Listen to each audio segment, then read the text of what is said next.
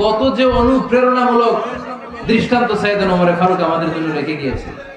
ওমর ফারুক যখন খলিফা, দিনের বেলায় যদি রাষ্ট্রে কোনো নিয়ম জারি করতেন, দিনের বেলায় জনগণকে কোনো বিষয়ে যদি নিষেধ করতেন, রাত্রে বেলায় খাওয়ার সময় ফ্যামিলি মেম্বারদের সবাইকে বলতেন, এই দিনের বেলা আমি জনগণকে এই কাজ করতে নিষেধ করেছি, তোমরা আমার ফ্যামিলি মেম্বার, খবরদার তোমরা এই কাজ করো না।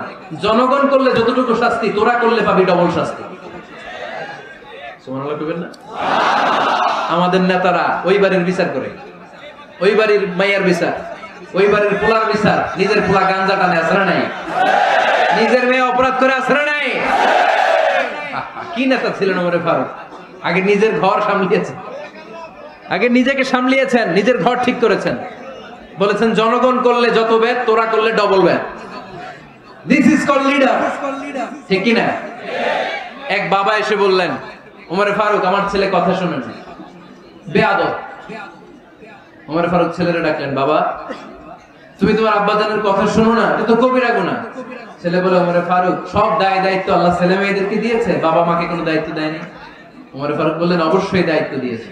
তাহলে বলেন আমার বাবার দায়িত্ব কি? উনি বললেন, প্রাইমারিলি প্রথমত 3 দায়িত্ব। আইয়ানতাকিয়া উম্মাহ, পৃথিবীর প্রতিটি বাবার উচিত ছেলেদের মেয়েদের জন্য ভালো মায়ের ব্যবস্থা করা।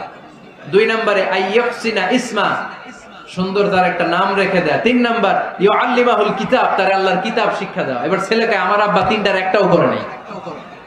এবার ওমর ফারুক রেগে গেলেন, বাবার কাঁধে ধরলেন, বললেন তুই ছেলের জন্য বিচার নিয়ে আসলি, তোর 3টা দায়িত্বের একটাও তুই পালন করিস নাই। ছেলে বলে, আমিরুল মুমিনিন আমার মা নর্তকী, আমার মা মাজুসি, আমার মায়ের মধ্যে কোনো আদব কাদব নাই, সুন্দরী দেখে আমার মারে বাবা বিয়ে করছে, আমার মায়ের কাছ থেকে জীবনে কিছু শিখি নাই।